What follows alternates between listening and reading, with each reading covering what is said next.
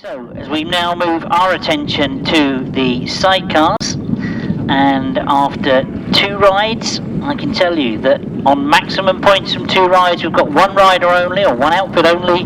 That's number 37, Mark Cossar. He goes in race 17. Closest to him is 87, Rod Bradley, and 48, Rod Winterburn. Well, Rod Winterburn goes in heat 9. 87 goes in race 17.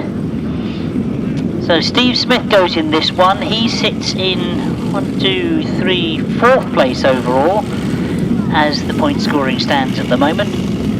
So Steve Smith perhaps looking to get maximum points from this one. He's got Gareth Winterburn to contend with. Of course, he had that very, very close finish in his last ride. Didn't score any points in his first ride. Rod Wilson going in this one, who's sitting in about 6th place at the moment on 9 points.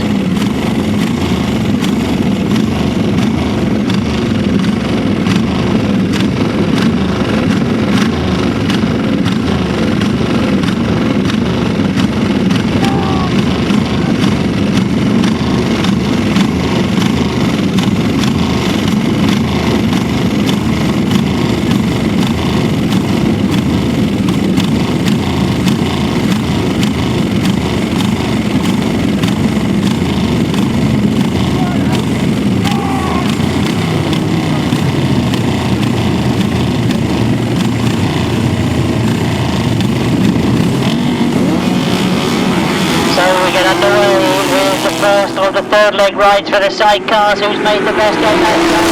Steve Smith in the middle, but he's been taken as they go into that first turn. So as they sort themselves out coming round that first turn, Rod Wilson it is that's taken the lead and comes out wide out of that bottom turn. Neal Owen is right there with him. Steve Smith trying to get that 3rd place back again, but Rod Wilson has got away. Neal Owen won't let him get away though. He's staying close to him. He's slowing dramatically. Looks like it's problems for Neal Owen. It allows Rod Wilson to get going and get away, but Neal Owen has hit problems. I'm sure that Neal Owen has got problems. He slows even more as the rest of the outfits now go by him. Gareth Winterburn has got up into 2nd place and got in front of Steve Smith. Now there's a big gap for Gareth Winterburn to be able to make up.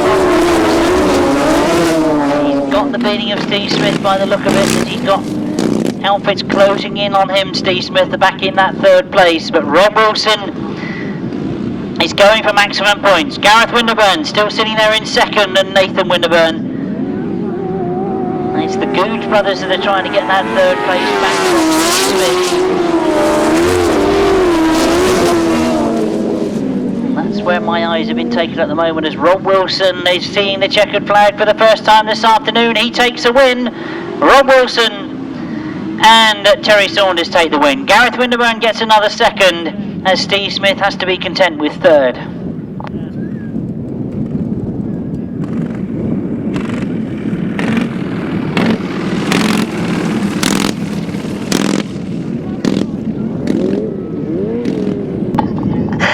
Race 16 then, the first of the 3rd leg rides for the sidecars, and a very convincing win for outfit number 24, Rod Wilson and Terry Saunters. In 2nd place, number 49, Gareth and Nathan Winterburn. In 3rd place, number 2, Steve Smith, Dave Hogan. In 4th place, number 11, James and Dave Goudge. 5th place, number 16, Simon Hill, Terry Madley. And 6th place there with a very sick sounding motor, number 12, Neal Owen, Wayne Rickard. The winning time was 127.87, averaging 48.02. Well, I just wonder if a few of you are as confused as they were up in the pits a moment ago with the reason why we didn't score number 87 as a finisher. Technically, he fell on his 2nd lap. So when he got up and got restarted, he finished as the rest of the riders were finishing. He therefore only technically completed 2 laps. We can't score in the results 2 laps. He therefore doesn't feature in the results. Hope that clears it up for any of you that are keeping your programmes 100%. That's the official line. And just remember, I'm just the messenger. Always the old excuse. Right, we'll move on to race 17. And what a clash we've got here, because we've got going from gate 5, Twice he's won this afternoon, twice he's won the Masters previously. Last year and the year before. Number 37, Mark Cossar and Carl Blythe. On grid 3, we've got Rod Bradley and Shaun Simpson.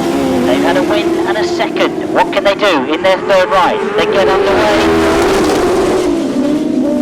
And as they go into that first turn, I can see that I've got 3 outfits together, and they sort themselves out on that first turn. It's all changing positions, but the best of the starts is with Colin Blackbourn. Rod Bradley's in on the inside as well in second. Mark Cossar is going the long way round on the outside, and Mark Cossar has got himself to the front. Well, it was Colin Blackbourn that had made the best. Quick in his second ride, and he's now having to fight off the challenge for that second place, because Mark Cossar has gone the long way round on that pit bend and he's got himself to the front. So Mark Cossar and Carl Blythe looking to make it 3 out of 3. Colin Blackbourn hanging on to that second place. They're under pressure from Rod Bradley. Rod Bradley again has gone on the outside of that pit turn. It's a quick line going into this bottom turn for second place. Well, one more lap to go for Mark Cossar and Carl Blythe to make it 3 out of 3. Colin Blackbourn still there in second place. Rod Bradley has decided to tuck in this time and stay close behind.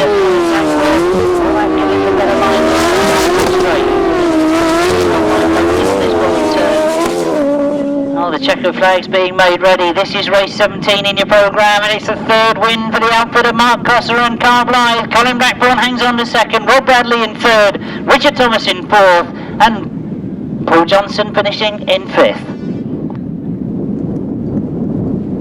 So race 17, and was it all about can anybody beat Mark Cossar? That's certainly how it turned out to be. A win for number 37, Mark Cossar and Carl Blythe. In second place, number 25, a terrific start for Colin Blackbourn and Carl Pugh. In third place, number 87, Rod Bradley and Shaun Simpson. In fourth place, number 60, Richard Thomas and Jason Barry.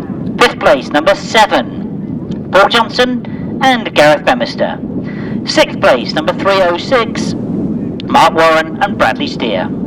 The winning time was 1:26.01, 1:26.01, 49.05 they averaged, 49.05. So 37, 25, 87, 60, 7 and 306, 1:26.01, 49.05.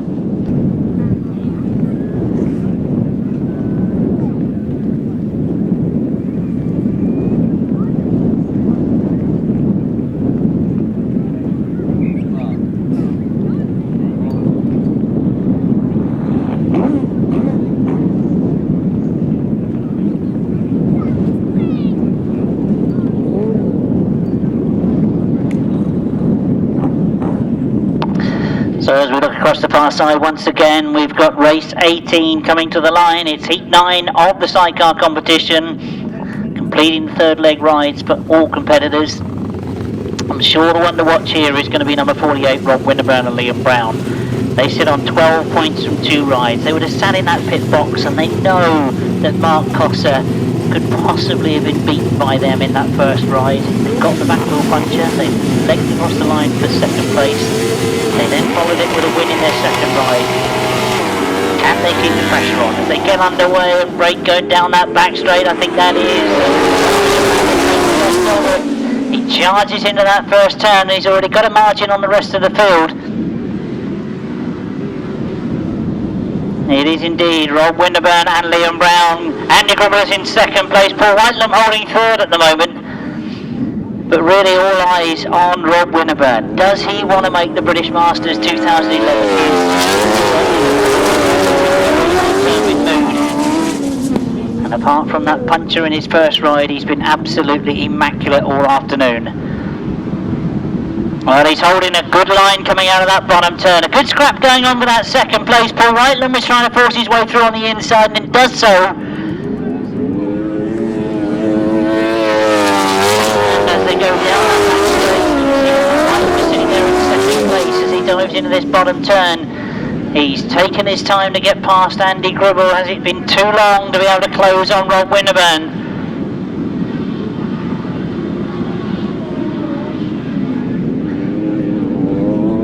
As we look to that pit turn for time, you can see that Rod Winterburn is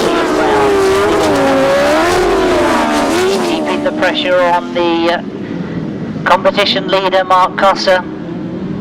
They take the checker flag and get maximum points. Paul Whitelam gets second, he's still been scoring well. Andy Gribble finishing in third.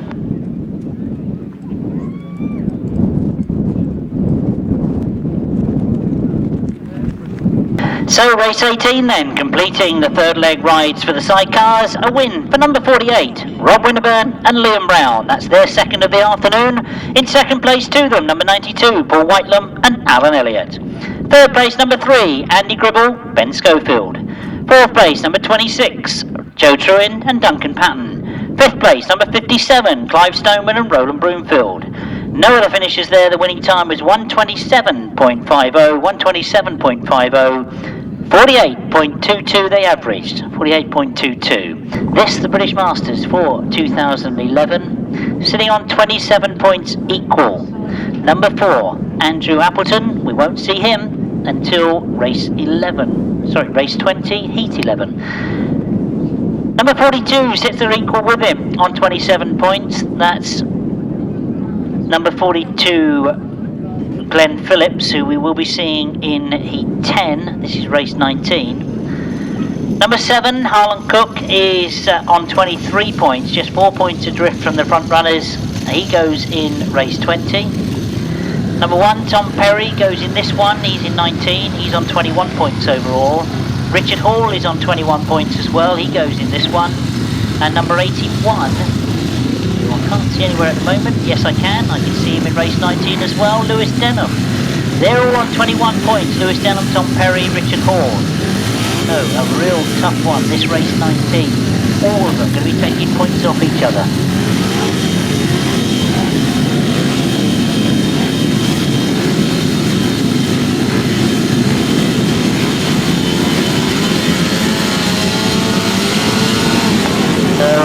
The tapes go up, looking to see who's made the best of that start. So I can see Glen Phillips in the middle, but I can see Tom Perry as well and Richard Hall.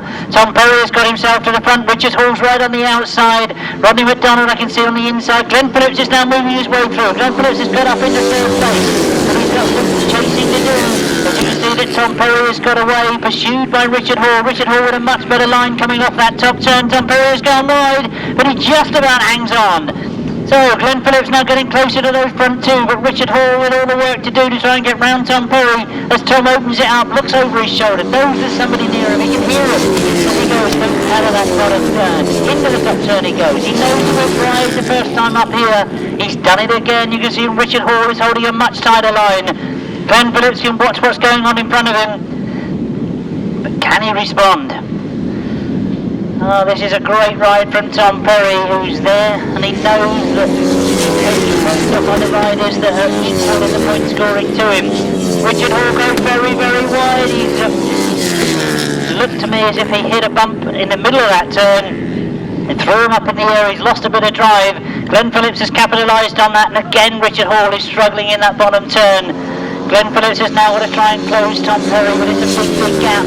As it will be the checker flag for them this time as they come round. This has been a fantastic ride from the youngster Tom Perry. Can he hold it as he comes to the line? He certainly can. Terrific ride from Tom Perry. Glen Phillips has to be content with losing 2 points in his fourth ride. Will that cost him the competition? He's now got to go back to the pits and watch to see what happens in race 20.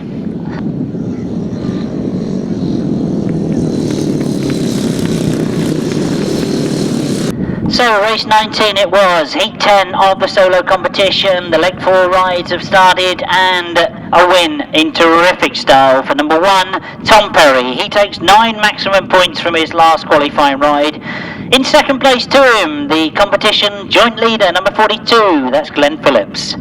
In third place, number 30, Richard Hall. In fourth place, number 14, that's Rodney McDonald.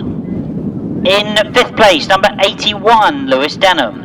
In sixth place, number 12, Daniel Winterton. And seventh place, number 200, Scott Croswell. The winning time was 1:31.57, 1:31.57, averaging 52.21. So you should have had, for race 19, 1, 42, 30, 14, 81, 12, and 200. 1:31.57, 52.21.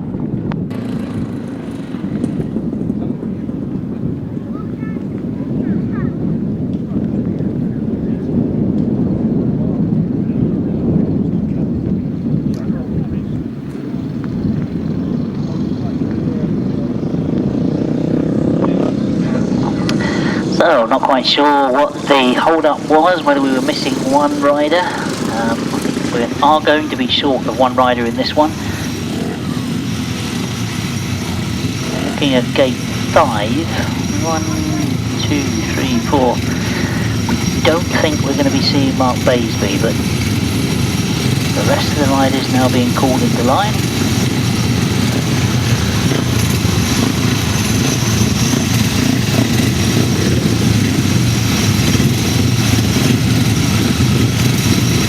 So we've seen what happened in race 19.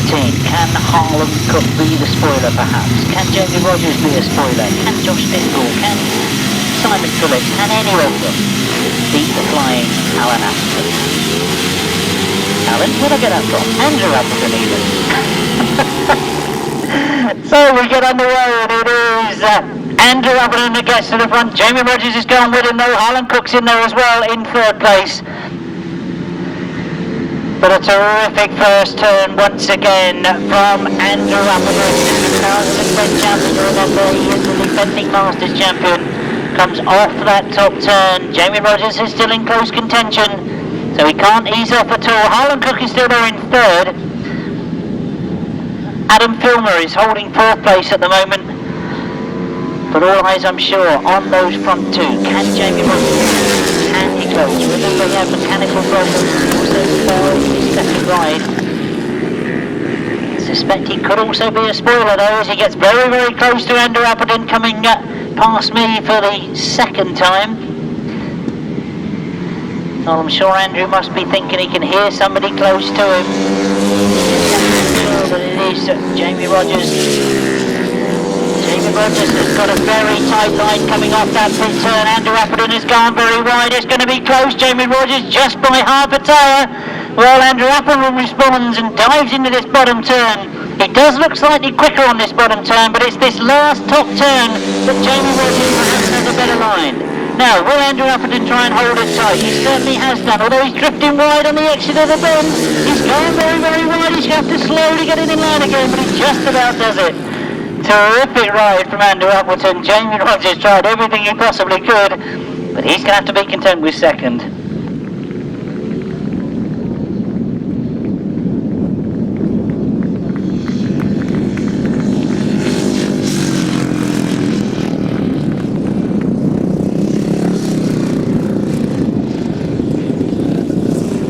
So race 20, really all about can anybody beat Andrew Appleton. He's responded and said no, not at the moment. A win for number 4, Andrew Appleton. In second place, number 71, a terrific effort from Jamie Rodgers. In third place, number 7, Harland Cook. In fourth place, number 117, Josh Dingle. In fifth place, number 24, Adam Filmer. Fifth place, number 54, Simon Phillips. And seventh place, number 26, James Theobald. The winning time, 131.02, 131.02, 52.52 the average speed, 52.52.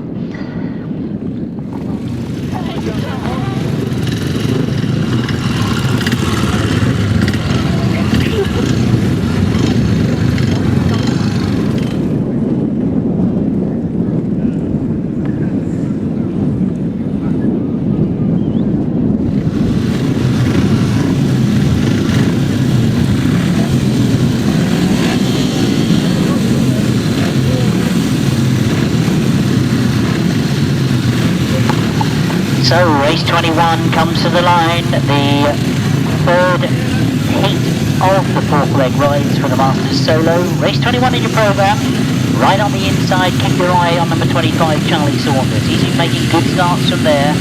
One rider that's been getting faster and faster as the day's gone on, number 2, Tim Nobes. He goes from gate 6. Mitch Godden is on gate 7, Dave Mears is on gate 8.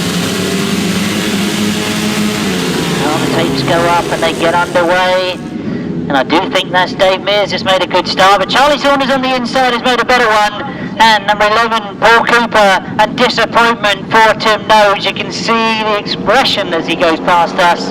Very, very disappointed. And it was hit it once again, and Tim Nobes pulls off into the centre green. But no problem at the moment for Charlie Saunders as he sets the pace and goes for maximum points. Paul Cooper is the rider in second, Mitch Godden is the rider in third. So Charlie Saunders seeking the opportunity to get maximum points and get himself back with the front runners. And again, I think he's been sitting in the pits watching Andrew Appleton because he's gone the similar line, very, very wide.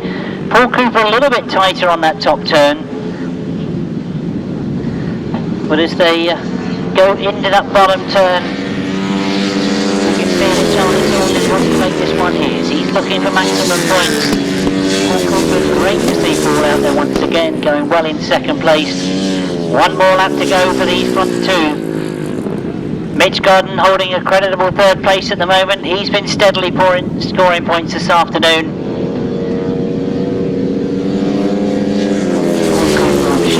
Make a last ditch effort coming into this last turn, pulls it sideways, tries to get a tight exit coming out of that bend. Now he's decided to go wide, crosses the dirt line, but Charlie Saunders has done enough.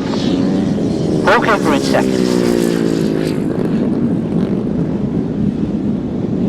So race 21 then, completing the qualifying rides for the Solo Masters competition, and a win just at the right time for number 25, Charlie Saunders. Maximum points to him, as in second place to him goes number 11, Paul Cooper. In third place, number 9, Mitch Godden.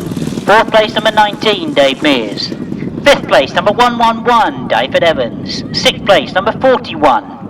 And the winning time was 1:32.72, 1:32.72, 51.56 they averaged, 51.56. So you should have had 25, 11, 9, 19, 111 and 41, 1:32.72, 51.56. Well, I've just been informed by the pits that unfortunately Miles Simmons and Nicky Owen have had to pull out of the meeting. We know they haven't been scoring very well this afternoon. They've been hit by mechanical gremlins. So getting a ride is one of the reserves. That's John Hiscock and Carl Bell. So they will come in place on grid 2.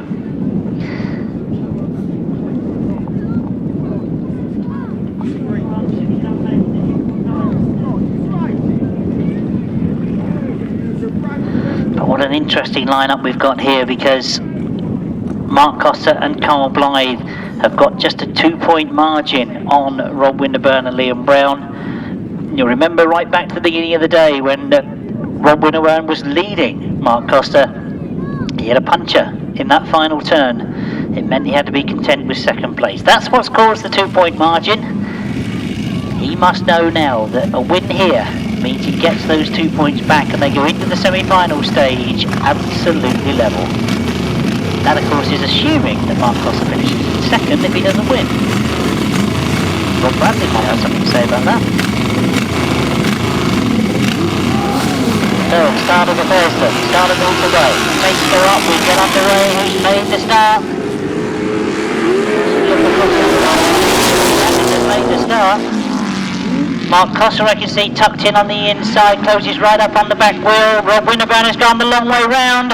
That's a very quick line, but it is Rob Bradley. Problem for Rod Winterburn, as he's lost his passenger on this finishing straight. Oh, we've got his passenger down in front of us. They've all got very, very close, and indeed, I can see the yellow flags are out at the moment. We've got the red flag on the far side, bringing the riders to a halt. Oh, it all got very, very close. And Liam Brown looks to be okay.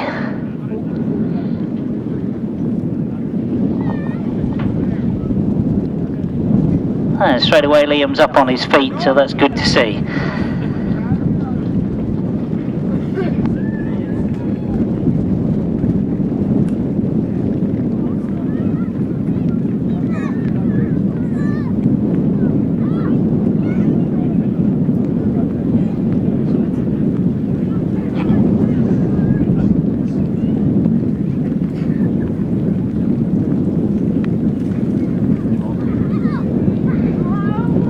Restart of race 22 minus the cause of the stoppage number 48, Rod Winterburn and Liam Brown.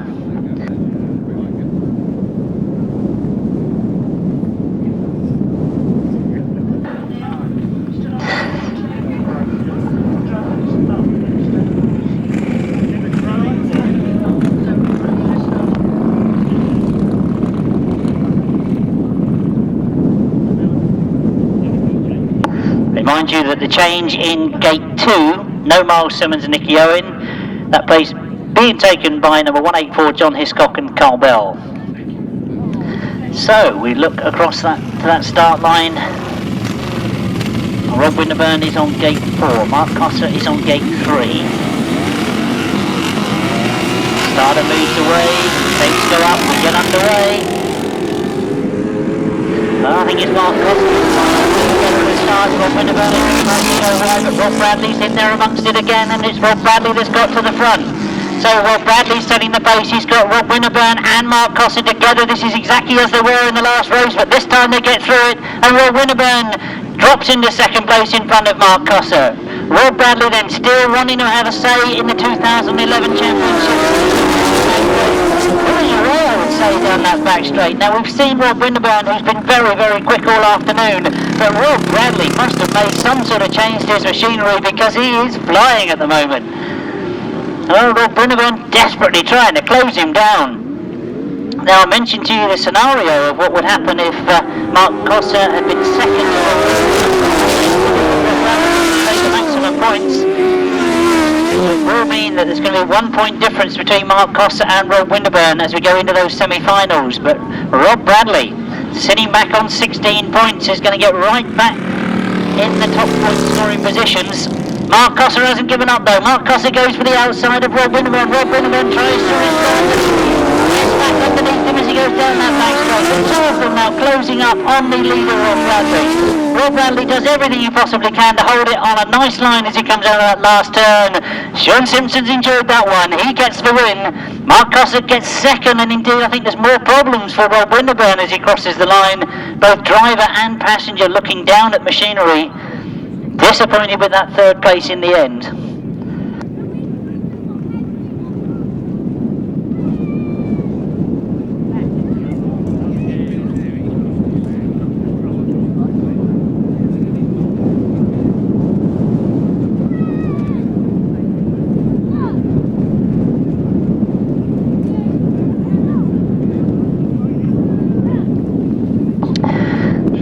So the official result of race 22, heat 10, leg 4 of the Sidecars, a win for outfit number 87. They take 9 maximum points. In second place, oh, somebody's telling me they get 7. It's the solos that get 9.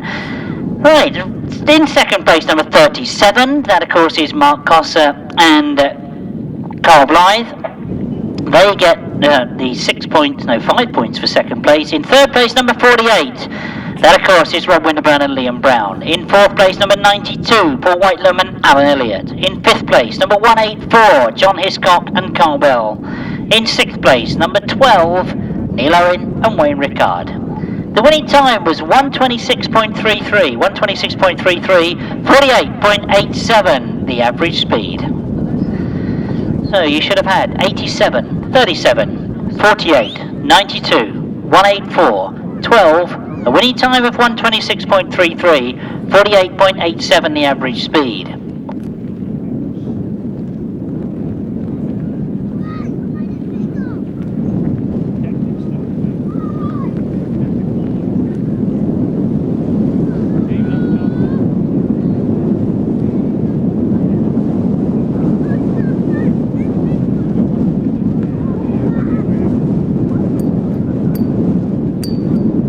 See our start crew already. The start girls are up there with the volleys, but we've got no riders. We're looking for the riders for race 23, heat 11, leg 4 for the Sidecars. This could be an interesting one. Colin Blackbourn, number 25, up against Gareth and Nathan Winterburn. Can anybody else get in amongst those two? But of course, we had that very, very close finish earlier on between these two. Will they battle it out again?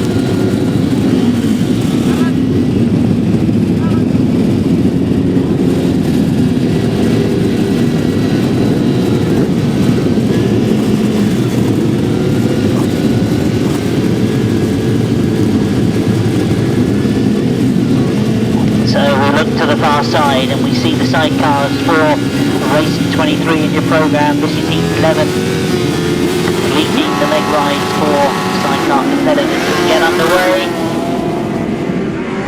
Oh, it does look like Colin Blackbourn the starts as he streams down that back straight, and guess who it is in second place to him? It's Gareth Winterburn and Nathan Winterburn. It all closes up on that first turn. Gareth puts it almost sideways.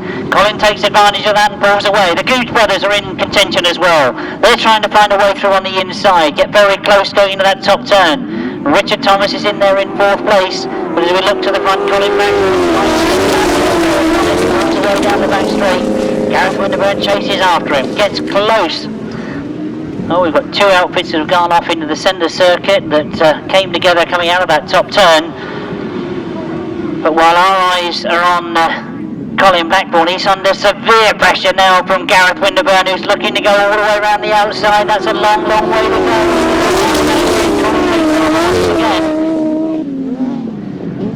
Well, into this bottom turn they go, and Colin Blackbourn still with the lead, but Gareth Winterburn is trying everything he possibly can. He knows that if he keeps going wide, he runs the risk of leaving a gap on the inside, which the Goudge brothers will actually capitalise on. So he's decided to tuck back in. This time he's going to attack from the inside. Can he get the speed down the back straight?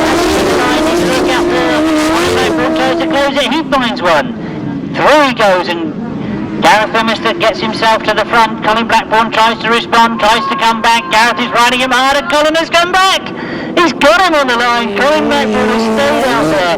He kept it on, and he took his nerve all the way to the line to get that checkered flag. Oh, we've certainly seen some tremendous sidecar racing this afternoon, and we've got the semi-finals and finals to come. Well, I think we've got your result. Right, the official result, and I will explain afterwards, reads as a win for number 49, Gareth and Nathan Winterburn. In second place, number 25, Colin Blackbourn and Carl Pugh. In third place, number 11, James and Dave Goudge. In fourth place, number 60, Richard Thomas and Jason Barry. In fifth place, number 16, Simon Hill and Terry Madley. No time or speed. The official time, I really didn't want to see that, did I?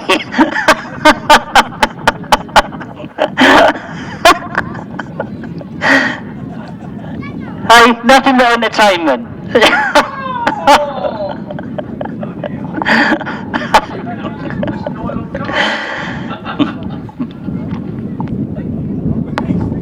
And you know what, they're going to try and say that happened today, aren't they? Oh, I won't go there. I'll get myself into serious trouble. Right, let's explain what's happened in race 23. I can't give you a time or a speed because, you're right, Colin Blackbourn went over the line in first place. That's when the watch was stopped. That's the time we had.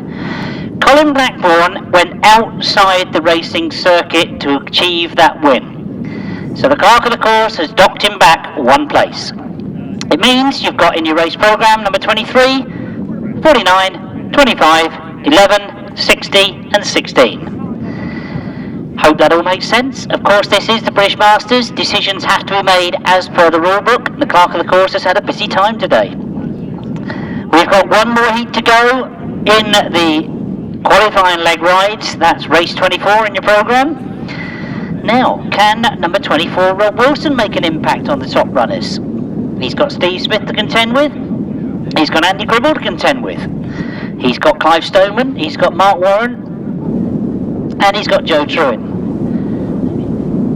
But what I can see is happening in the point scoring is that at the moment, after 4 rides, we've got Mark Cossar on 26 points. We've got Rod Winterburn on 23 points.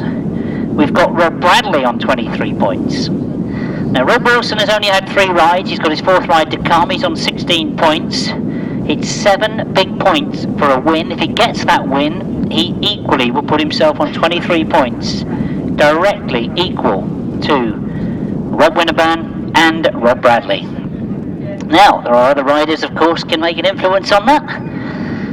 So, let's just enjoy the racing. Let's enjoy race 24. And I will apologise on behalf of Gareth Bemister, who decided to show the bruise that he's got. If anybody was offended, I do apologise, but what he was trying to show you was the bruise he got from the knock he had coming out of that top turn. If you were watching the front runners, you probably didn't see that there was a coming together on that far side of those two at the back of the field. So if anybody was offended, believe me, he can do worse than that. No, I didn't say that. I do apologise.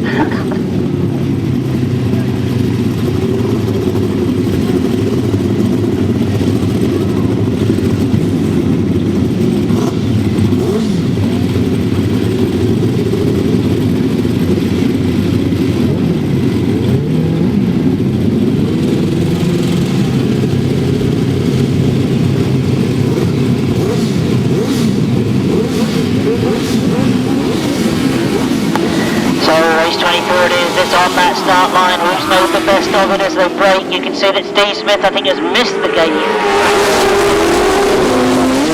See them go into that first turn. It is Rod Wilson that's made the best of it. Well, we know that he's been round this circuit many, many times. Rod Wilson is with the lead. Andy Gribble in second. Mark Warren in third. Steve Smith now working his way through, has got up into fourth place, completely missed the start, but he's now got himself up into fourth. Can he improve on that as the race goes on? Rod Wilson won't mind at all as he's getting away and dived into that bottom turn. This is going to mean maximum points for Rod Wilson. Can he make a late challenge on the British Masters? This will certainly get him qualification into the semi-finals. Steve Smith has got a bit more work to do to make sure of his place in the semi-final. Still think he's going to be in the semis, but he's rather got a lot of positions. But as they see the last lap flag being made ready, Rod Wilson and Terry Saunters in a good position. Andy Gribble and Ben Schofield still holding second. Mark Warren and Bradley Steer still there in third place, slightly closing that gap off second. It means that the gap as well. Rod Wilson will comfortably come round off that bottom turn to take the checker flag and get maximum points. So Rod Wilson and Terry Saunders take the win. Andy Gribble finishes in second, Mark Warren in third, and Steve Smith in fourth.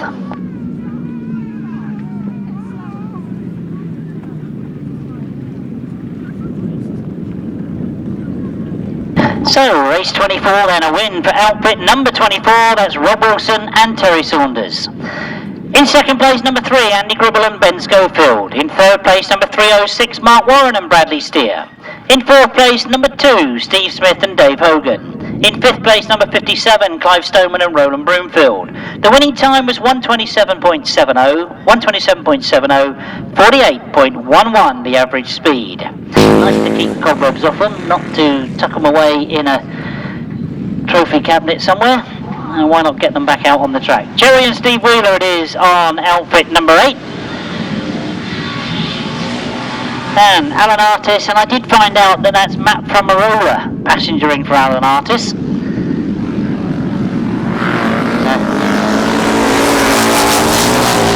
have previously British Masters champions, and great that they've kept hold of this machinery. There is a bit of a movement to get pre-65 racing going in the sport. And I think you'll agree that both of them are in exceptional condition, and they're certainly willing to give it a go, aren't they?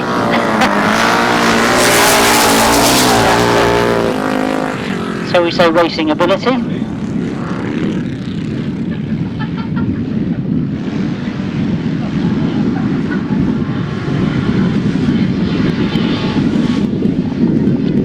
Brilliant to see that old machinery out on the circuit, and I think you'll agree that they were certainly travelling. I'm sure they all enjoyed it.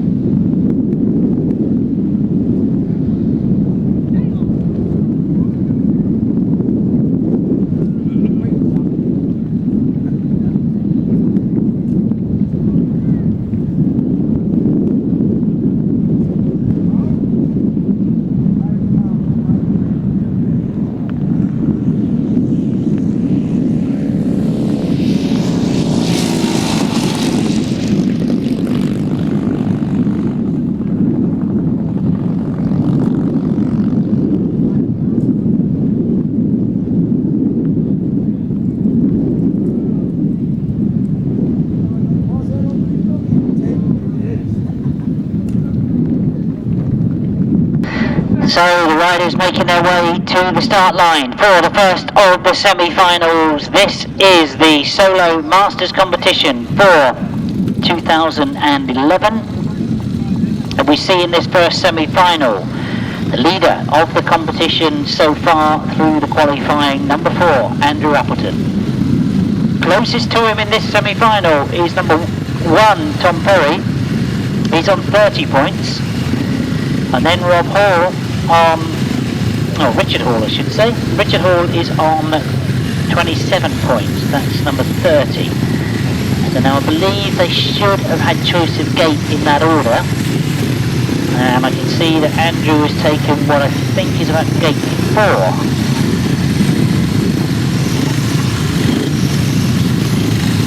Tom Perry's a little bit further over. I think he's taken about 6 or maybe 7.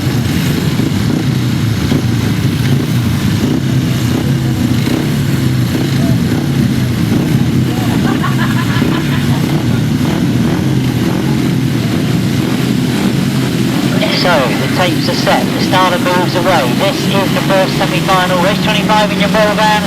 For the British Masters 2011, they get underway. Who's made the best of the starts? It looks like Mitch Godden's made a good one. Richard Hall has made a good one, and Charlie Saunders on the outside. Andrew Appleton comes through the inside though and gets himself just in front as they get to the middle of the bend. Andrew Appleton is setting the pace. Charlie Saunders, I'm sure he's dropped back in the 4th place. Andrew Appleton is starting to get away from them now as he comes off that top turn. Oh, Richard Hall really challenging that top corner, got very close to the back wheel of Andrew Appleton. Tom Perry has now moved up into 3rd place. Remember, Tom Perry is the closest to Andrew Appleton on points in this semi-final. Richard Hall is still in amongst those two. Andrew Appleton leads coming off that top bend. This the second time round that turn, and Andrew Appleton is setting the pace. Richard Hall can only chase after him. Tom Perry still holding a good 3rd place. Charlie Saunders is in there holding off the challenge from Rodney McDonald and Mitch Godden. But he is all eyes on that front runner. He'll be taking the last lap flag this time. Stamping his authority off this event. And indeed coming off that top turn, looking very much in control. Andrew Appleton. Richard Hall looks over his shoulder. He knows he's got Tom Perry close to him. Could we see a change in that 2nd place? Well, Richard Hall attacks that bottom turn. Tom Perry's getting closer and closer to him. Well, trying to split the line view because we've got Andrew Appleton that looks like he's going to win this first semi. It could be a challenge from Tom Perry on the exit of this bend coming to the line. Andrew Appleton takes it, Richard Hall takes 2nd and Tom Perry takes 3rd.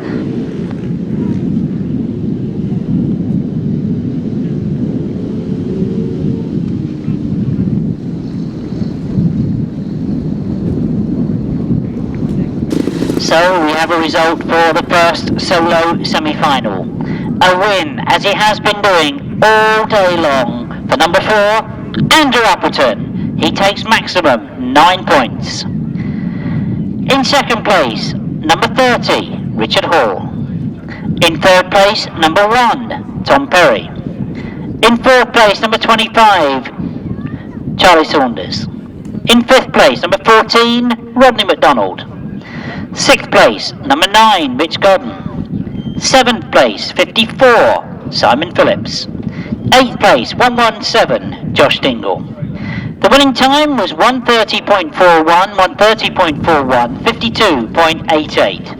So you should have had 4, 30, 1, 25, 14, 9, 54, 117, and a winning time of 1:30.41, 52.88.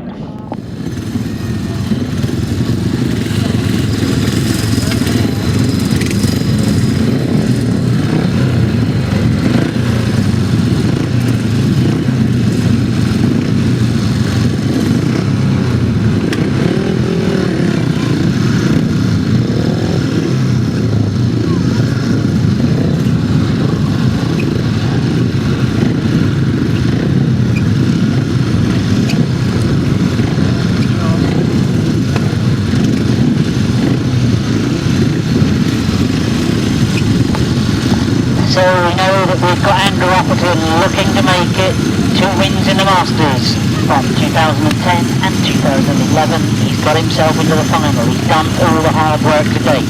Who can possibly get close to him? Well, we look at the second semi-final on 34 points. we've got Glen Phillips. On 29 points, Harland Cook. On 25 points, Lewis Denham. On 24 points, Paul Cooper. Oh, can anybody stop Glen Phillips being the strong challenge to Andrew Appleton in the final? Will anybody else get involved? They get underway, they come down past me for the first time. Who's made the best of the starts? Glen Phillips on the inside. Lewis Denham is right on the outside of those three riders. I think that's Paul Cooper that's in there in second. And it is Paul Cooper that's got up in the second place. Going after Glen Phillips, but Glen has gone very wide coming out of that first turn. Paul Cooper's closed on him, but Glen puts the speed on going into this top turn. Tries to hold it tight coming out of that bend. A good line it is for Glen Phillips. Oh, Paul Cooper is under pressure now from number 71, that's Jamie Rodgers. And Jamie Rodgers looks to have got the advantage on that second place. Paul Cooper tries to come back at him. Lost a bit of drive coming out of that first turn. Oh, Jamie Rodgers is chasing after Glen Phillips as he goes into that pit end. And he's got very, very close indeed as he comes down past me. So Glen Phillips must know that there's somebody close to his back wheel. No mistakes allowed as they go around that bottom turn and up the back straight. That's where he seems to gain the speed. He then has to try and spread the speed off and get himself back in line for this finishing straight, but he certainly is getting close. Glen Phillips knows he's there, tries to keep the line absolutely consistent going into that bottom turn. Lewis Denham is now beginning to attack Paul Cooper for that third place. But my eyes at the moment, boss, there's a great battle going on for that third place. You can see Jamie Rodgers closing all the time on Glen Phillips. Oh, Glen Phillips has got a problem. Glen Phillips had problems coming off that top turn. It means that all the riders go past him.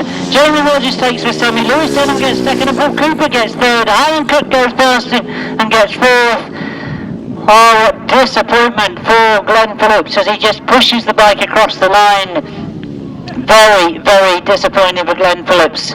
Doing everything right. He was holding perfect lines. He was keeping the attack of Jamie Rodgers off. He will, of course, finish. He will get the points. And that looks to me like he's lost a chain. Well, he takes the checkered flag. He will get a finish, and he may well be out in the final. But that really has blown his chances of winning the British Masters, as a lot of riders now will pass him in the overall point scoring. Oh, an absolute disaster for Glen Phillips, who walks his way back to the pits. You can see that the mechanics are struggling with the bike. I think the chain must still be wound up in there. But let's give you an official result for race 26, sponsored by the bike shop at Faversham. This one is number 71. That's Jamie Rodgers. In second place, number 81, Lewis Denham. In third place, number 11, Paul Cooper. In fourth place, number 7, Harland Cook. In fifth place, number 12, Daniel Winterton. In sixth place, number 19, Dave Mears. In seventh place, number 41, Stuart Mears. In eighth place, number 42, Glen Phillips.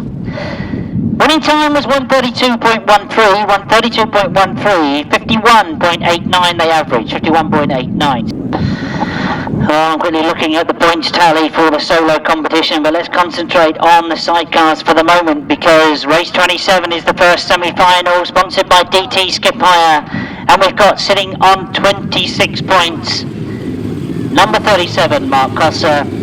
Out with him in this semi-final is number 87, Rod Bradley, on 23 points. The sidecars, of course, score slightly differently to the sidecars. Finish, indeed, the points scored. 7 for a win, 5, 4, 3, 2, 1. As the solos scoring 9 for a win. So we've got Mark Cossar on 26 points. We've got Rod Bradley on 23 points. We've got Colin Blackbourn on 22 points.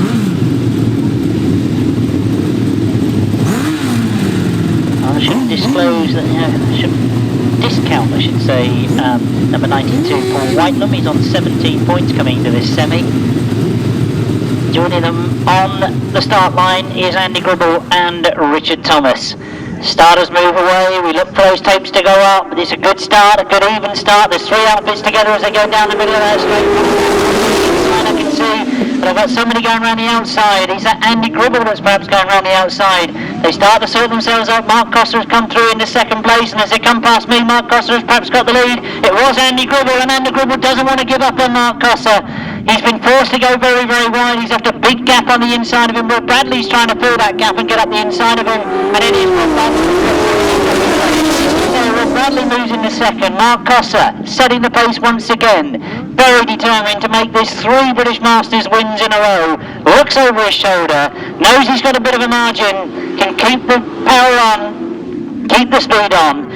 Paul Whitelam now is starting to have a scrap for that 3rd place, and you can see there's 4 outfits always together for that 3rd place. Right out in front, looking very comfortable is Mark Cossar and Carl Blythe. Oh, they'll enjoy getting maximum points in this semi-final. It guarantees a place in the final.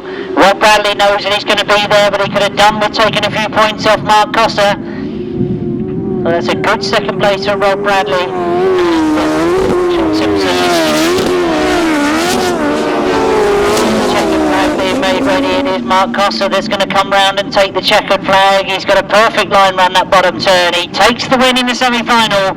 Rob Bradley takes second, Paul Whitelam in third, Andy Gribble finishing in fourth, and Richard Thomas fifth.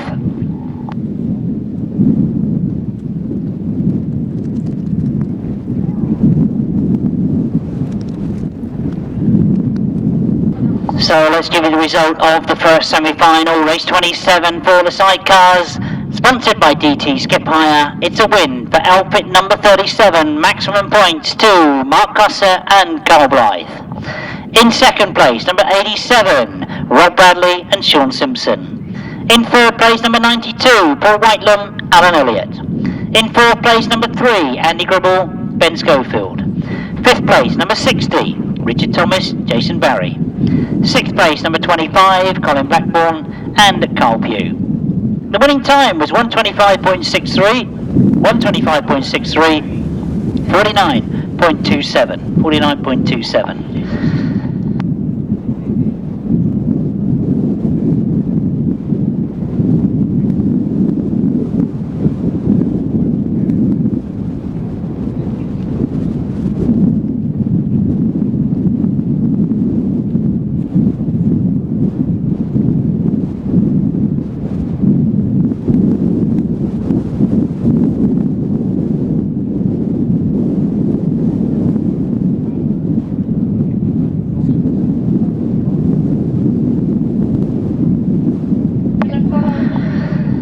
So race 28, the fourth and final semi-final. This is the second Sidecar semi-final, sponsored by Ziegler Racing, and the lineup being number 24, Rob Wilson and Terry Saunters on 23 points coming into this semi.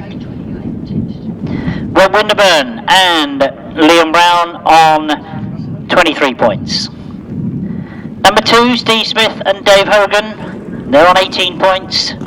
Gareth Winterburn, now he certainly could be a spoiler, and Nathan Winterburn, that's number 49, they're on 15 points. The Goudge brothers, number 11, on 13 points, and Neal Owen, number 12, on 10 points.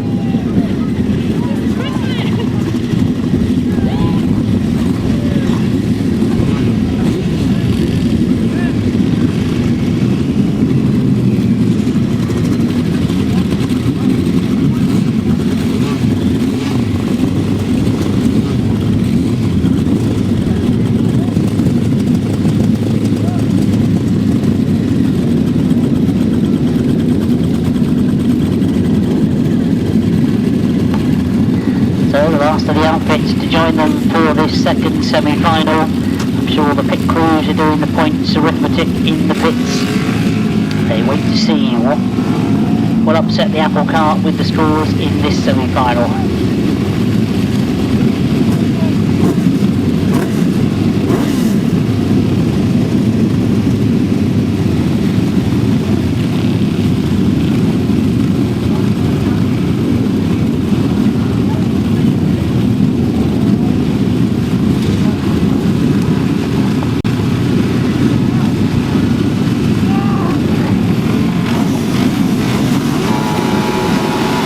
Starter moves away, we get underway. This is the second semi-final, and somebody's made an absolute flying Rod Wilson. We'll check as he comes round. I can see that that's Gareth Winterburn in second place. Or perhaps Rod Winterburn. I'll check that as they come by me. It is Rod Wilson that's leading. It's Rod Winterburn and Gareth Winterburn in second and third. So the Goudge brothers are up in fourth place at the moment. Steve Smith in fifth. Now Rod Winterburn going after Rod Wilson. Closes the inside of Rod Wilson.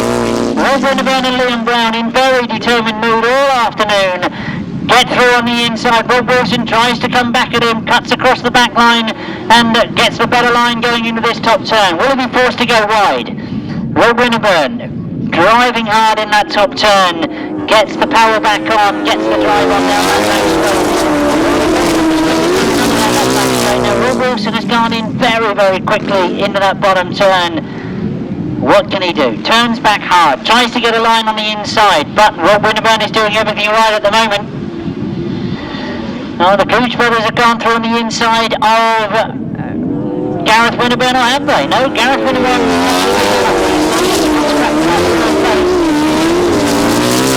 As we look to the front, Rod Winterburn and Liam Brown, they're almost looking it up there in the middle of that turn. Well, there's all sorts of things going on in that bottom turn because Gareth Winterburn nearly went and done the same thing. As the checker flag is gone, it means that Rod Winterburn has won the second semi-final. That's going to make the final very, very interesting.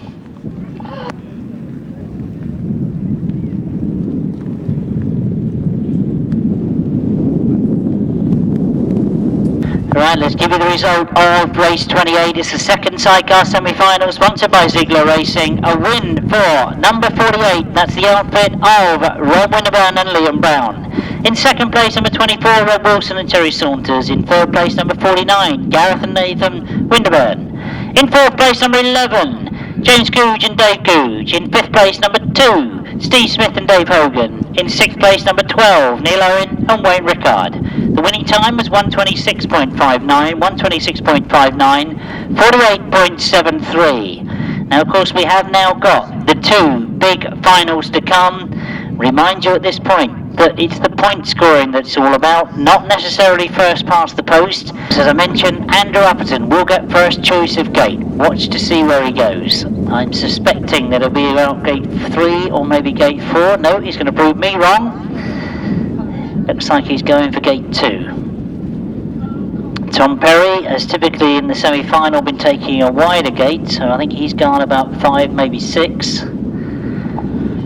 Next to go in line will be Glen Phillips. Very, very disappointed about that ride in the semi-final.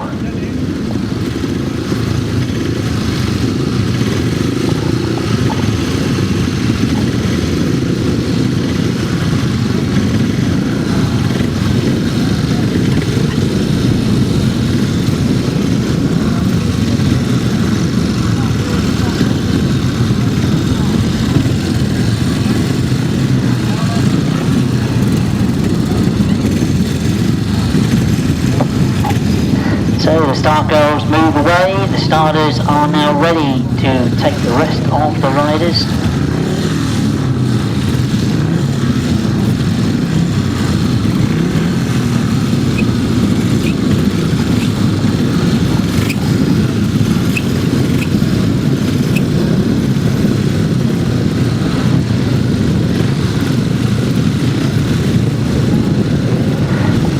So the starting officials making sure that the riders get to the start line in the right order.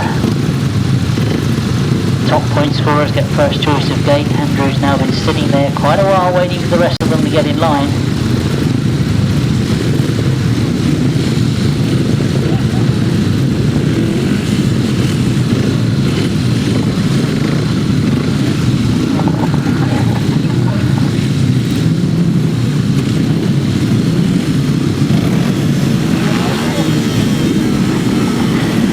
So finally the last riders come in the line. We've got all 8 on that start line. Starters move away, the tapes go up and we get underway and see who's made the best of the brakes as they come down past us.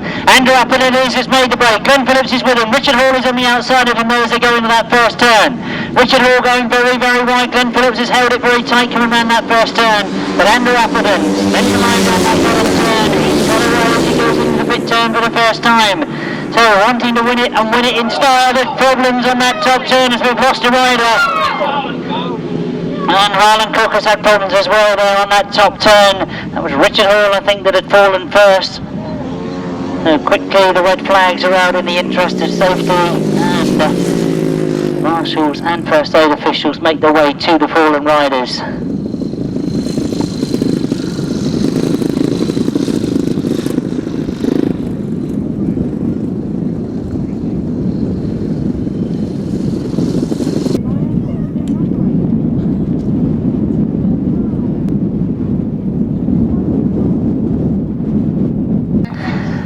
So the riders get the bike started, and they of course will make their way back to those start lines. We assume that they will all remember which gate position they were in, and they will take up those same gate positions.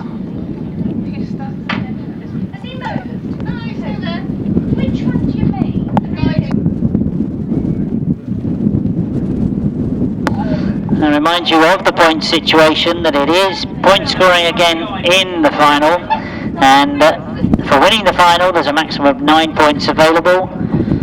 Andrew Appleton doesn't necessarily have to win the final, but knowing the racer that he is, I'm sure he'll want to win the final.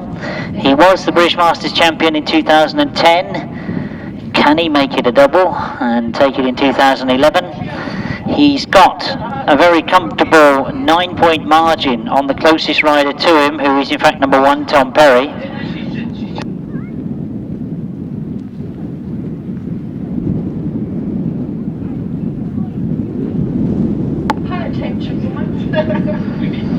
No, she said no. Oh, it's not.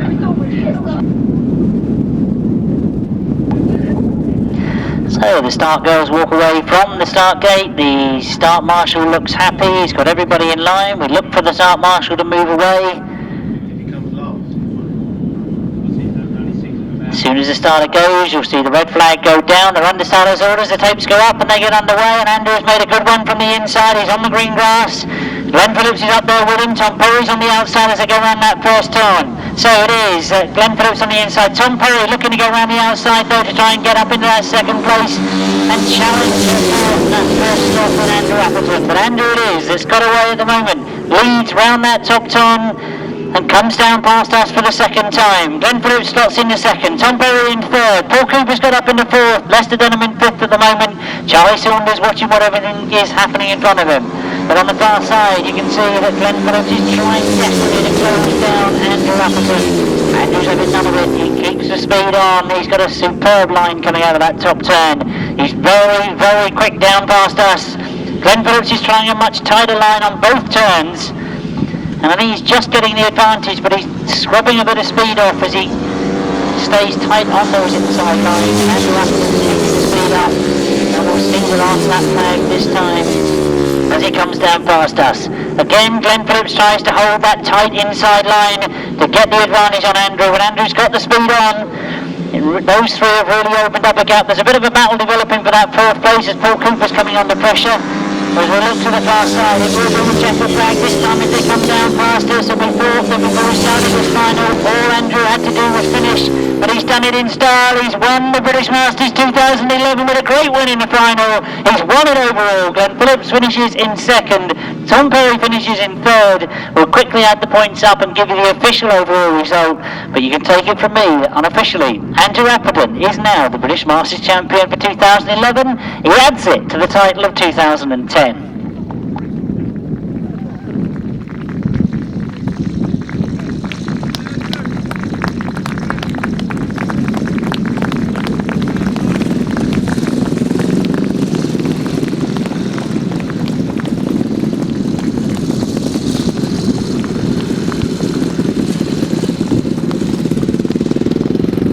So let's give you the official result then of the final. This is race 29, the Masters Solo Final, sponsored by V Harland Transport. A win for number 4, Andrew Appleton.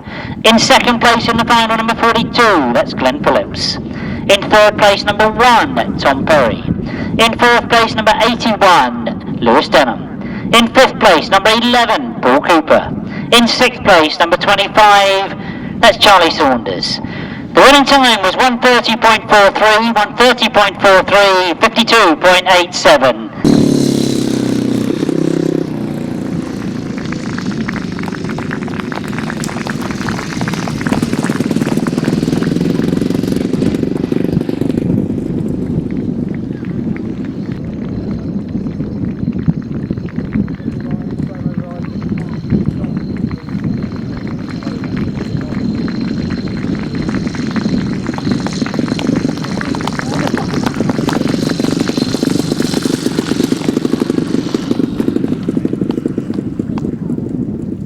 It's the top point scorer coming into the final. We'll get first choice of gate. That will be Mark Cossar and Carl Blythe. They come into this final on 33 points. They have a 3-point margin on outfit number 48. That is, of course, Rod Winterburn and Liam Brown. They're on 30 points coming into this final. So there is a chance that somebody could stop Mark Cossar taking 3 Masters titles in a row. He, I'm sure, will do everything he possibly can to make sure he does get 3 titles in a row.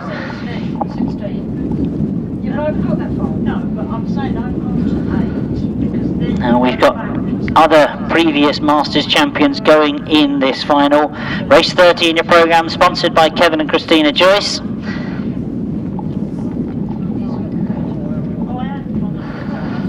I think Mark Cossar has left his passenger Carl Blythe where he wants to be on the start line, letting everybody else pick their places.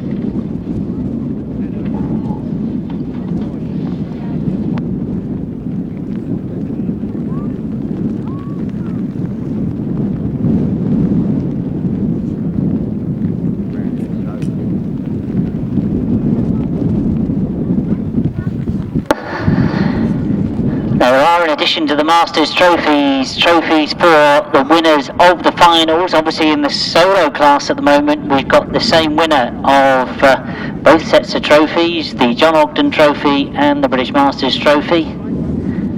Will the same thing happen in the sidecars? We'll watch to see as they line up on the far side. We have seen some fantastic sidecar racing this afternoon. It's been a very, very hard fought battle. Can Mark Cossar make it 3 in a row? 2009, 2010, he sits in the final with a 3-point margin on his closest competitor on that start line. Looking to see the starter move away, but we've got one outfit pulling back off the start. I don't know whether that's stalled on the line. I think that's Colin Blackbourn that is not happy with his starting position.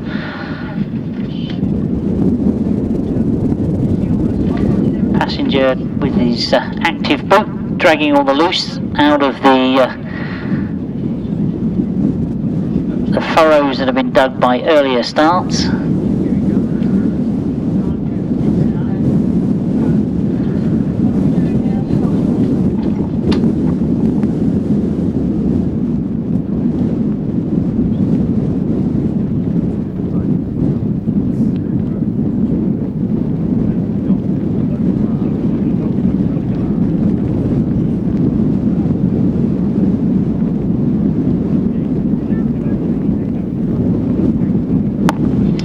I think finally the riders have all got to that start line. The starter moves away, the tapes goes up. Colin Blackbourn's made a very good start on the inside. I think as they go into that first turn. And Rod Winterburn comes through on the inside and gets himself to the front going into that first turn as they come round past us for the first time. Rod Winterburn's on the inside, but there's a gaggle of riders with him as well. Rod Bradley's in there, Colin Blackbourn's in there, and Mark Cossar is back in 5th place at the moment, so he's got some work to do.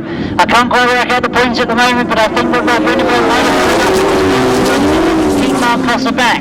Now this could be interesting as they get towards the closing stages of this race, because quickly working in out at the moment you can see that Rod Winterburn is doing everything he possibly can. Rod Bradley is in second, Paul Whiteland's in third. Mark Cossar has now moved up into 4th place. So Mark Cossar is beginning to pick them off as he moves up from 4th. He's looking for 3rd now as he comes off that top corner. turn. Rod Winterburn leading at the moment, doing everything he possibly can to make sure that he's in with a chance of getting this Masters title. Comes off that bottom turn and up past us, takes the last of that flag.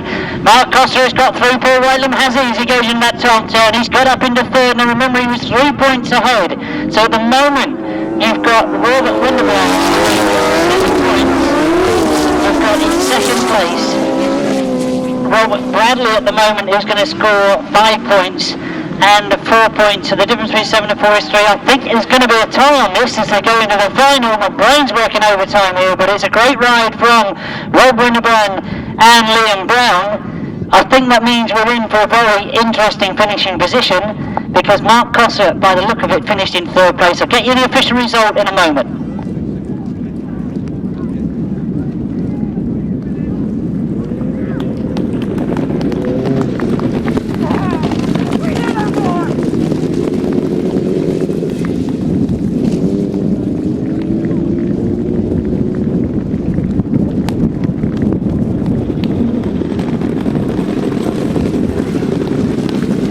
So as the sidecars come round to receive your applause, we can give you the official result of the sidecar final, but I can't give you the official result yet of the overall result because it is all very, very tight. The official result of race 30, the final of the 1000cc sidecars, is a win for number 48. That is the outfit of Rod Winterburn and Liam Brown. In second place, number 87, there's Rob Bradley and Shaun Simpson. In third place, number 37, Mark Cossar and Carl Blythe. In fourth place, number 92, Paul Whitelam and Alan Elliott. In fifth place, number 24, Rob Wilson and Terry Saunters. In sixth place, number 25, Colin Blackbourn and Carl Pugh.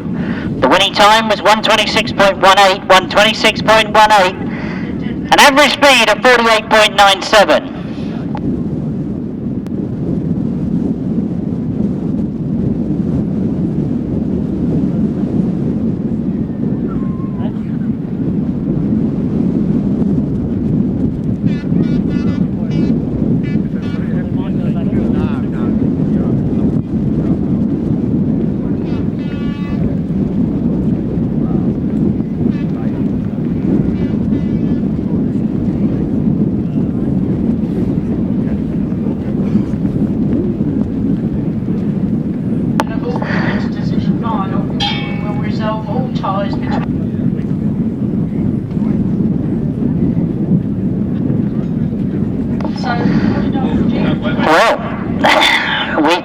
Checking the rules, checking the regulations. I don't know whether you've been keeping the points yourselves. You probably realise that in the sidecar competition we have a tie. We have got outfit number 37, Mark Cossar and Carl Blythe on 37 points. We've got outfit number 48, Rod Winterburn, passenger Liam Brown on 37 points.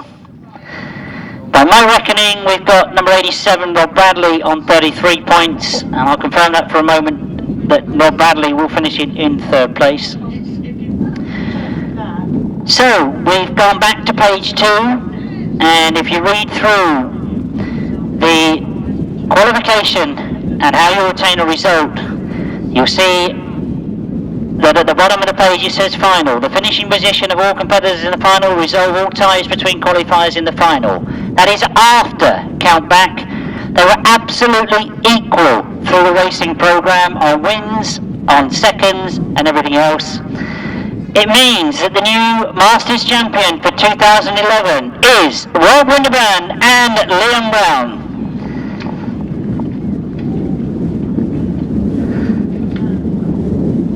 And indeed, we know that we saw them in practice this morning and they looked quick, and they looked determined to do everything they could. That disastrous first ride with a back wheel puncher, but a fantastic result at the end of the day.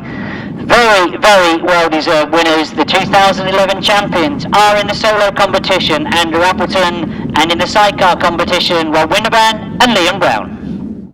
Right, we now move on to the big presentations. It was all about the British Masters for 2011. I mentioned to you I am surrounded by ex-champions and great Grasstrack riders. I'm going to try and get this as accurate as I possibly can. We've got a lot of trophies to get through because there were trophies for winning the final as well as the Masters trophies. We've got Coco Blush and Danny Lou to actually present all the laurels. Yes, they do speak sometimes, you know, they do acknowledge us. So we'll start with the solo class, and if I can ask Reg Luckhurst to join me. Is he listening, Reg? Behind me? I'm looking the other way. Right. Okay. Right. What do you reckon of it, Reg? Very good, very good. Thoroughly enjoyed. Oh, fantastic meeting and some very, very fast racing. It was tough in the end. A rider that done extremely well this afternoon. He's ended up in the final. He finished third overall for 2011. Great to see him up on the podium, the youngster Tom Perry.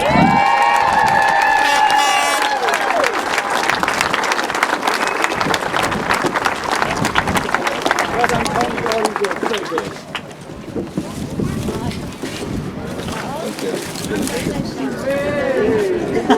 Hold on the short. You never kissed me. Reg wants a kiss as well, but we don't anyway. Tom, I mean, they want to take the photograph first. Let's take the photograph. Tom? Brilliant, Tom. I'm going to say fantastic circuit everybody yesterday. And look, we know that you turn your hand to speedway as well now. A good masters. Yeah, it was really good. I wasn't expecting to finish on the top three today. I came in hoping to qualify for next year, so then try my best next year, get a bit more experience under my belt. But it's a really good day. Congratulations to Andrew and Glen. Well, indeed, Tom, I think you probably answered the question I was going to ask you, because I know, as I say, you turned your hand to speedway, but we're not going to lose you to the grass, are we? I haven't turned my hand to speedway. I still want to do the grass all the time. It costs a lot of money, and I'm trying to do as many as I can. Oh, fantastic to hear. A great third place this afternoon in 2011, Son Gareth.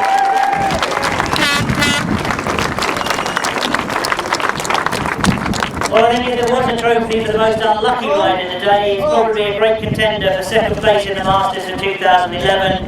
I'm talking, of course, about the rider that lost it in that semi-final stage. He's finished second overall, Glen Phillips.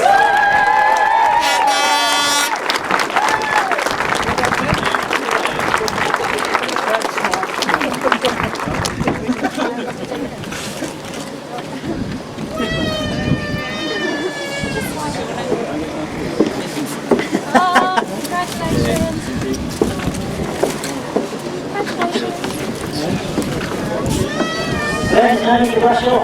I mean, no one will take a few more photographs, but I mean, you must be very, very disappointed without stating the obvious.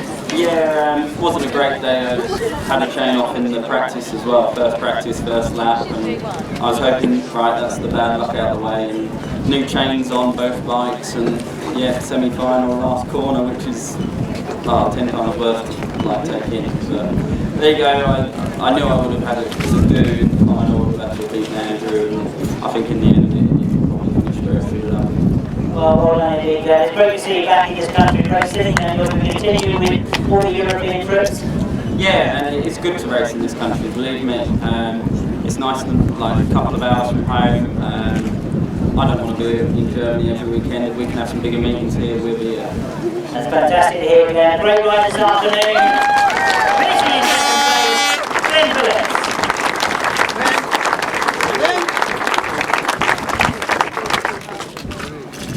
So of course, we've got second, we've got third. We now need to fill that number one spot. And the name that goes in the history books as Masters Champion for 2011. A fantastic rider, great to see the way he's going at the moment. Could he do the European as well? We'll have to wait a fortnight to see that. But welcome up on stage for first place in the 2011 Masters, Andrew Appleton!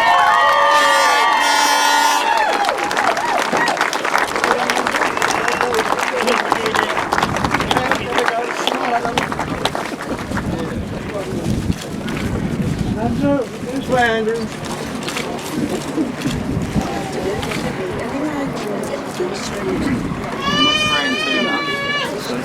This is where it starts, Andrew, because you're going to get laid down with things.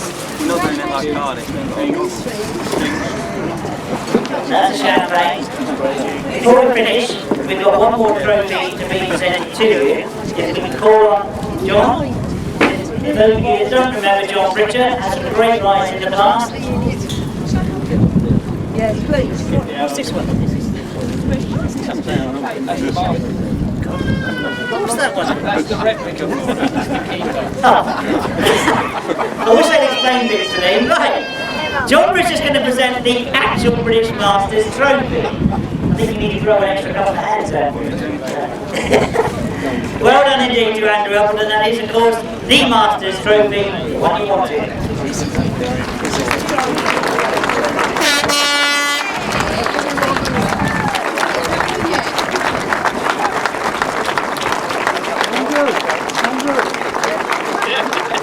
Well, I'm now going to have to ask you to put that one down somewhere, Andrew, because there is yet another trophy. If I could ask whether the Ogden would come forward. You put up the John Ogden trophy for the winner of the final. Needless to say, it was, of course, Andrew Appleton.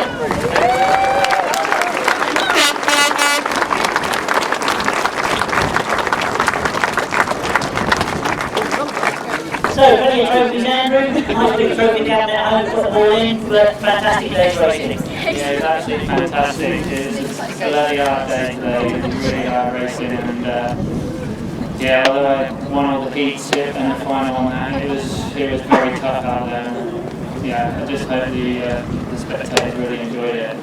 Well, I'm sure they did, and I think you can see from that people that stayed on to make it two in a row for you. I mean, 2010 was a tough ride, 2011 another tough ride. We'll be back again for 2012, won't you? I certainly will, yeah, but the rest of this year is yet to come, so there's plenty of good big meetings ready at the end of the season, so I need to carry on the form I've got now and try and do something for those. Oh, absolutely, and of course in a fortnight's time, European. Yeah, I'd love to retain a title on that one again, so I had a really great racing in the semi-final on that, so hopefully, it's been a really good day on 2 leagues. Absolutely fabulous. Well done this afternoon. If I can ask you to stand up on the rostrum, let's give them one more very big round of applause. Finishing in third in 2009. His second eventually for overall Master Champion, Andrew Appleton.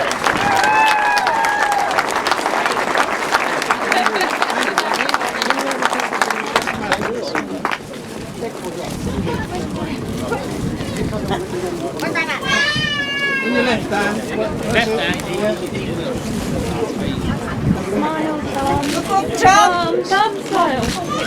You get your drink with it. Stand up. Okay. Watching out, it's going to drive, isn't it?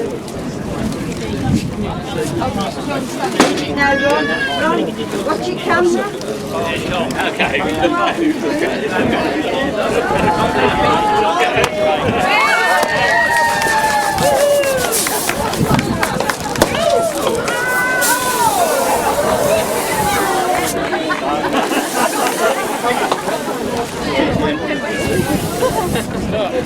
Thank you.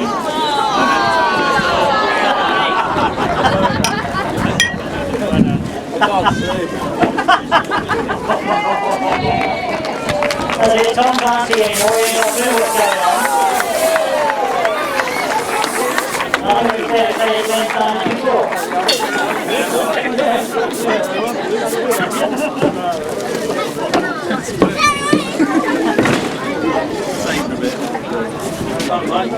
Hey, what's your man with the trophy? So I think he's something to pass to.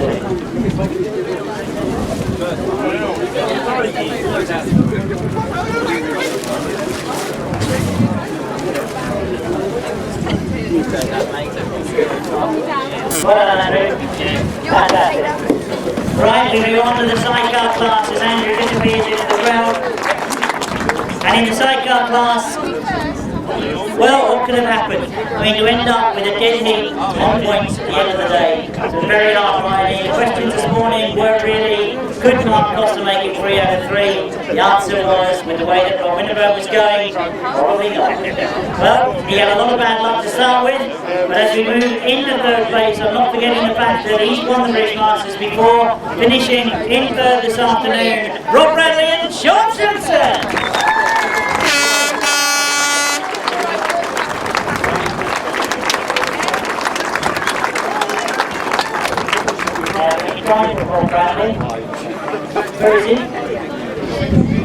coming, yeah. Oh, here he is, here he is.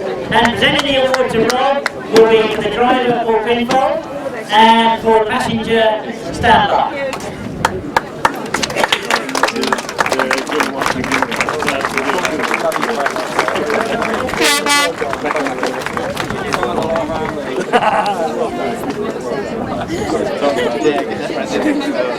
This all works in a miracle. I think now the girls are going to present with the laurels.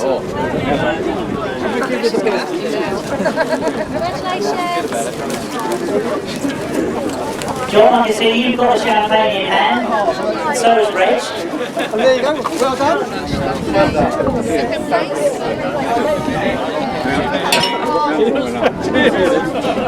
Right. Where's the actual Masters trophy then?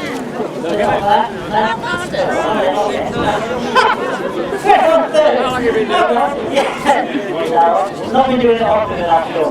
Rob, I'm going to ask you first of all before you step up there. I mean, tough day's racing, very, very close. I think, yeah, it really close today.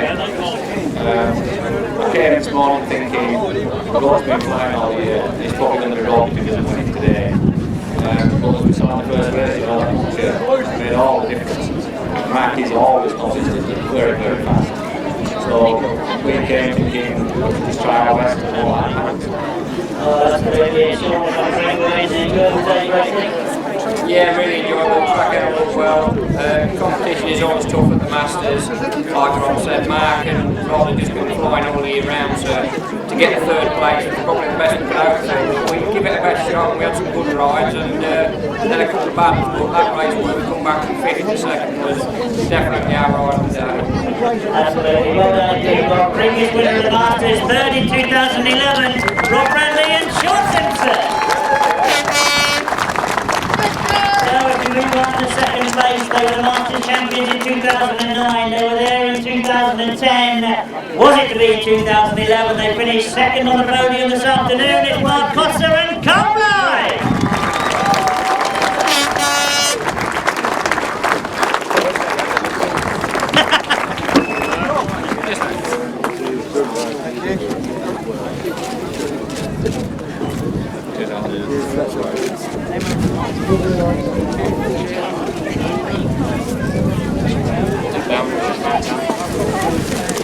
Kick them off and down the rod.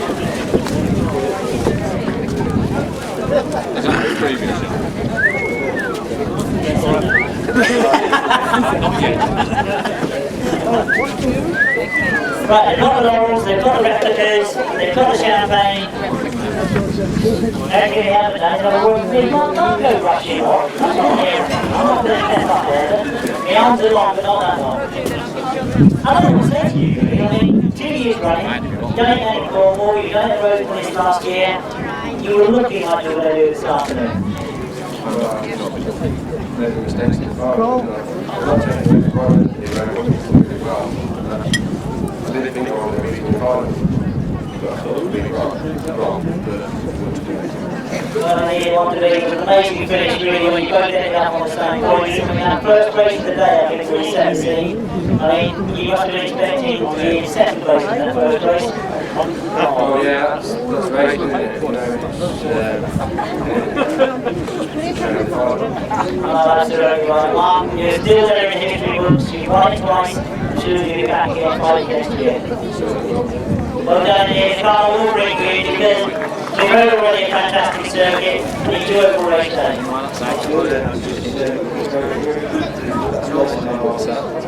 Well done indeed, Colin. Turn up on the rostrum there because we've got one more rostrum place to fill. Second place this afternoon, Mark Cossar and standby. It means then that we call up for first place and Masters title for 2011. It is of course the flying crew that we saw in practice this morning. They carried it all the way through the day, not without their mishaps. The winners of the 2011 British Masters are Rod Winterburn and Liam Brown.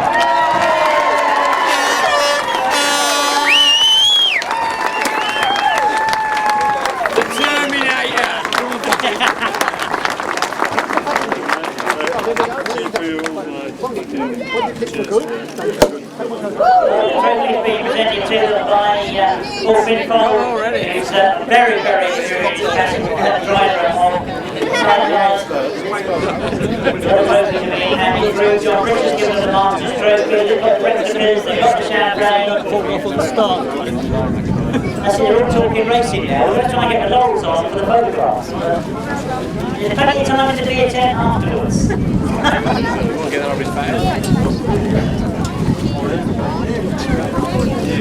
That's it, the laurels are on. Guys, I think you're going to need to unload a little bit of that to start with, because there is one more trophy to be collected. And Louise, if I could ask you to join us. I don't mind being reminded of these sort of things, but sadly a few years ago we lost a real character from the sport, Bristol Rod. Louise's daughter has come to present the trophy for the winners of the Sidecar final. Fantastic trophy, I think you'll agree. And Louise, if I can ask you to present it to Rod Winterburn and Liam Brown.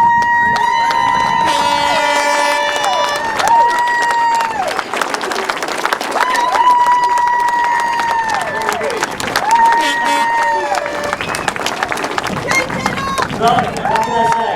You know, you're not going to get past me without a few words. You looked quick this morning in practice. Most of us felt a little bit confident. Yeah, we did. Things always go wrong with us. We always have a lot of luck, but it's always bad.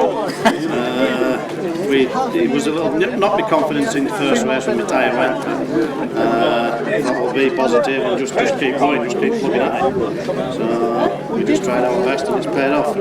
Oh, absolutely paid off. I mean, a fantastic circuit.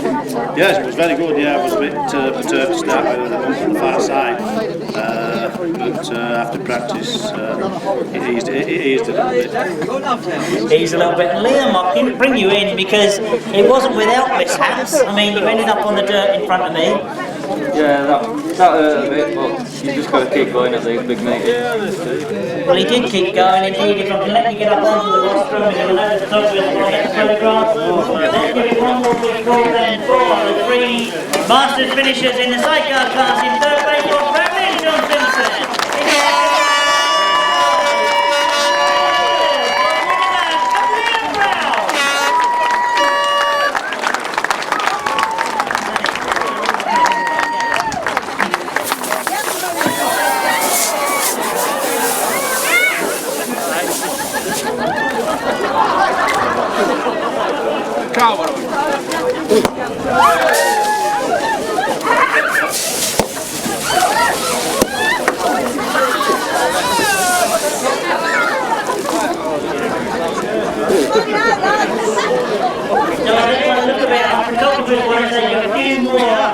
Pictures.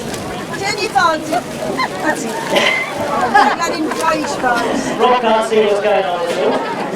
Rod. Then you try to around. The other one, you haven't got get organised. Neal, pick your trophy up. Come on, Neal. Do your job. Turn it round. That's it, to the right. Stay on road. Coming here, mate. You saw it. I'll give you one. So the last one had a nice thank you. It only makes me to say very well done to all our Masters competitors this afternoon. A fantastic event. You've seen the winners up here on the winner's rostrum. I hope we're going to see you at Grasstrack very soon. All of you, please have a very safe journey home. Our thanks to our presenters of awards, some great riders in their time as well. Been rolled over from Australia, Stan, Reg, John, and over the back there I think. Reg as well. Two of you. It only remains me to say, have a very safe journey home. I hope we're going to see you in a couple of weeks' time at the European up in Skegness. If not, hope they'll Grasstrack sometime soon. Have a great evening. I hope you enjoyed today's racing.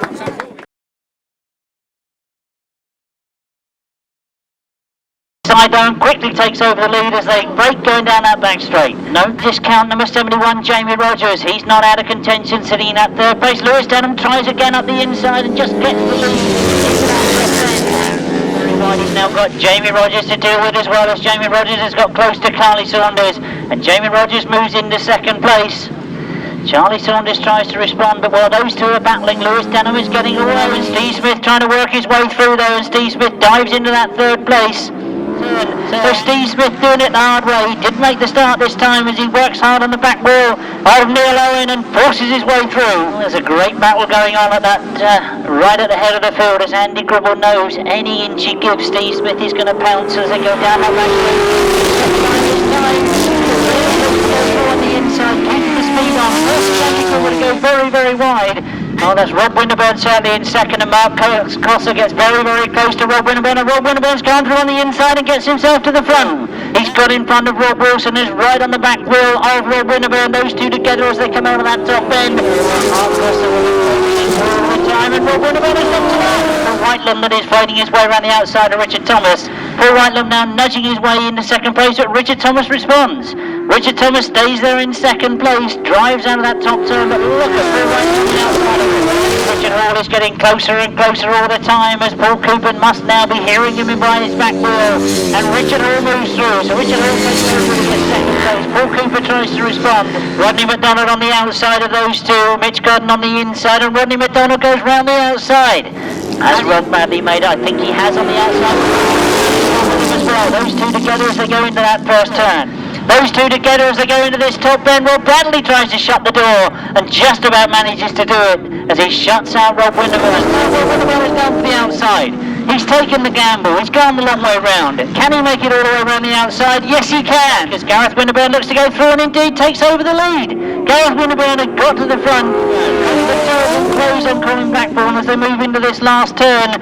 Who's going to get it as they come to the line? Gareth Winterburn has gone wide, but Colin Blackbourn just hangs on. And Paul Whitelam moves through into third. Now Mark Cossar is looking to get the lead from Rob Wilson as the two are together going down that place. Tim Nobes has gone through. Tim Nobes dives into that pit bend, goes very, very wide. Can Glen Phillips respond? Tim Nobes certainly has got quicker and quicker as the afternoon has gone on. Glen Nobes was leading, you remember, before it was stopped. He's now working his way through, and I can see that I've got three outfits together, and they sort themselves out on that first turn. It's all changing positions, but the best of the starts is with Colin Blackbourn. Mark Cossar is going the long way round on the outside, and Mark Cossar has got himself to the front. Colin Blackbourn hanging on to that second place. They're under pressure from Rod Bradley. Rod Bradley again has gone on the outside of that pit turn. A good scrap going on for that second place. Paul Whitelam is trying to force his way through on the inside, and it does so. Tom Perry has got himself to the front. Richard Hall's right on the outside. Rodney McDonald I can see on the inside. Glen Phillips is now moving his way through. Glen Phillips has got up into third place, and he's got some chasing to do. As you can see that Tom Perry has got away, pursued by Richard Hall. Richard Hall with a much better line coming off that top turn. Tom Perry has gone wide. But now, will Andrew Appleton try and hold it tight? He certainly has done, although he's drifting wide on the exit of the bend. He's going very, very wide. He's going to have to slowly get in line again. Rod Winterburn has gone the long way round. That's a very quick line, but it is Rod Bradley. Problem for Rod Winterburn as he's lost his passenger on this finishing straight. Colin Blackbourn tries to respond, tries to come back. Gareth is riding him hard, and Colin has come back. Richard Hall has made a good one, and Charlie Saunders on the outside. Andrew Appleton comes through the inside though and gets himself just in front as they get to the middle of the bend. And Paul Cooper is under pressure now from number 71, that's Jamie Rodgers, and Jamie Rodgers looks to have got the advantage on that second place. Paul Cooper tries to come back at him. They start to sort themselves out. Mark Cossar has come through into second place, and as they come past me, Mark Cossar has perhaps got the lead. It was Andy Gribble, and Andy Gribble doesn't want to give up on Mark Cossar. Richard Hall going very, very wide. Glen Phillips has held it very tight coming around that first turn. So wanting to win it and win it in style. There's problems on that top turn as we've lost a rider. And Harland Cook has had problems as well there on that top turn, but he's done it in style. He's won the British Masters 2011 with a great win in the final. Riders have all got to that start line. The starter moves away, the tapes goes up. Colin Blackbourn's made a very good start on the inside. I think as they go into that first turn, and there's a gaggle of riders with him as well. Rod Bradley's in there, Colin Blackbourn's in there, and Mark Cossar is back in fifth place at the moment, so he's got some work to do. I can't quite work out the points at the moment, but I think we're about to so Mark Cossar is beginning to pick them off as he moves up from fourth. He's looking for third now as he comes off that top corner. Mark Cossar has got through. Paul Whitelam has it as he goes in that top turn. He's got up into third. Now remember, he was 3 points ahead. I think there's going to be a tie on this as they go into the final. My brain's working overtime here, but it's a great ride from Rod Winterburn and Liam Brown. Finishing in third.